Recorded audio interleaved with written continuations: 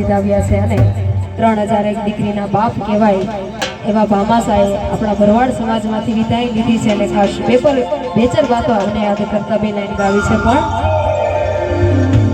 હે